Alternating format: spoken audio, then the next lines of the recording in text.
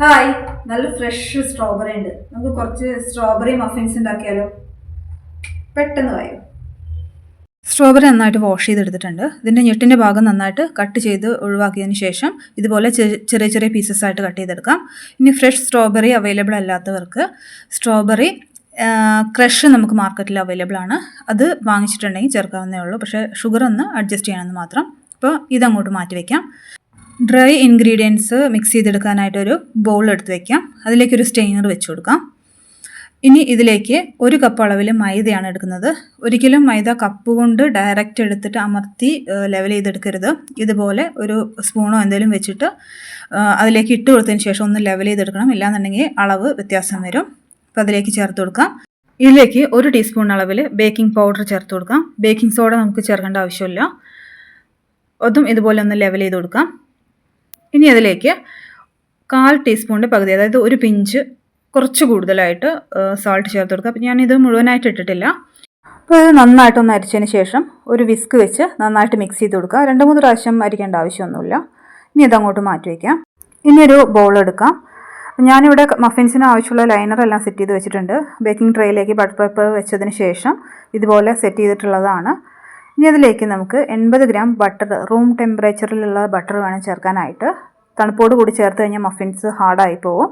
അപ്പോൾ അതൊന്ന് കുറച്ച് നേരം എടുത്ത് പുറത്ത് വയ്ക്കാം. അതല്ലാന്നുണ്ടെങ്കിൽ ഒരു 5-6 സെക്കൻഡ് ഒന്ന് മൈക്രോവേവ് ചെയ്തിട്ടുണ്ടെങ്കിലും ഒന്ന് മെൽറ്റായി കിട്ടും.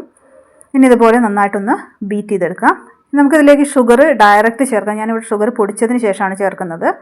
ഷുഗർ ഡയറക്റ്റ് ചേർക്കുന്നതിന് കുഴപ്പമില്ല, പക്ഷെ ഒന്ന് പെട്ടെന്ന് സെറ്റായി കിട്ടാൻ വേണ്ടിയിട്ടാണ് ഷുഗർ പൊടിച്ച് ചേർക്കുന്നത്. അപ്പോൾ ഞാനൊരു 1/2 കപ്പ് അളവിൽ ഷുഗർ എടുത്ത് പൊടിച്ചതാണ്. അപ്പോൾ നമ്മളിതിൽ ചേർക്കുന്ന സമയത്ത് പൗഡർ ആയി കഴിയുമ്പോൾ 3/4 കപ്പ് അളവിലാണ് ഷുഗർ ഉണ്ടാവുക. ഇനി നന്നായിട്ടൊന്ന് മിക്സ് ചെയ്തെടുക്കുക. ഇത് നല്ലതുപോലെ ക്രീമായി വരുന്ന വരെ നന്നായിട്ടൊന്ന് ബീറ്റ് ചെയ്തെടുക്കുക. ഇടയ്ക്ക് ഇതൊന്ന് സ്റ്റോപ്പ് ചെയ്തിട്ട് സൈഡിലേക്കൊക്കെ ആയിട്ടുള്ള ഭാഗങ്ങളെല്ലാം കൂടെ സെൻറ്ററിലേക്ക് ഒന്നും കൂടെ തട്ടിയിട്ട് കൊടുത്തതിന് ശേഷം നന്നായിട്ട് ബീറ്റ്, നല്ലൊരു ക്രീമി ആയിട്ട് കിട്ടിക്കഴിഞ്ഞാൽ മഫിൻസ് നന്നായിട്ട് സോഫ്റ്റ് ആയിട്ടുണ്ടാവുള്ളൂ. അപ്പോൾ നന്നായിട്ട് ബീറ്റ് ചെയ്തെടുക്കുക. ഇനി നിങ്ങൾ ഫ്രഷ് സ്ട്രോബെറിക്ക് പകരം ക്രഷാണ് യൂസ് ചെയ്യുന്നതെങ്കിൽ കുറച്ച് ഒരു 2-3 ടേബിൾ സ്പൂൺ അളവിൽ ഷുഗർ കുറച്ച് ആഡ് ചെയ്യുന്നതായിരിക്കും നല്ലത്. ഇനി അതല്ല, നല്ല രീതിയിൽ ഷുഗർ വേണം എന്നുള്ള ആൾക്കാർക്കാണെങ്കിൽ 1-2 ടേബിൾ സ്പൂൺ ഷുഗർ കൂടുതലായിട്ട് ആഡ് ചെയ്ത് കൊടുക്കാം. നമ്മളിപ്പോൾ ഫ്രഷ് സ്ട്രോബെറി വെച്ച് ചെയ്യുന്നത് കൊണ്ട് തന്നെ ശരിക്കും സ്ട്രോബെറിയുടെ അതേ ഫ്ലേവർ തന്നെയാണ് നമ്മുടെ മഫിൻസിന് ഉണ്ടാവുക. ഞാൻ വേറൊരു ദിവസം സ്ട്രോബെറി ക്രഷ് നമ്മൾ വീട്ടിലുണ്ടാക്കിയിട്ട് ഹോം മെയ്ഡ് ക്രഷ് വെച്ചിട്ടുള്ള ഒരു മഫിൻസിൻ്റെ വീഡിയോ അപ്ലോഡ് ചെയ്യാം.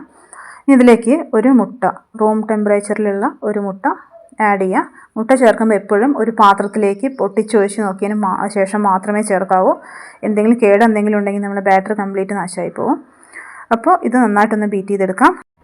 ഇനി ഒരു 1/2 ടീസ്പൂൺ അളവിൽ വാനില എസൻസ് ചേർത്ത് കൊടുക്കാം. വാനില എസൻസ് 1/2 ടീസ്പൂൺ ചേർത്താൽ മതിയാവും. കാരണം നമ്മൾ ഫ്രഷ് സ്ട്രോബെറി ചേർക്കുന്നത് ഈ മുട്ടയുടെ സ്മെല്ലെല്ലാം ഒന്ന് മാറി കിട്ടാൻ വേണ്ടിയിട്ടാണ് വാനില എസൻസ് ആഡ് ചെയ്ത് കൊടുക്കുന്നത്.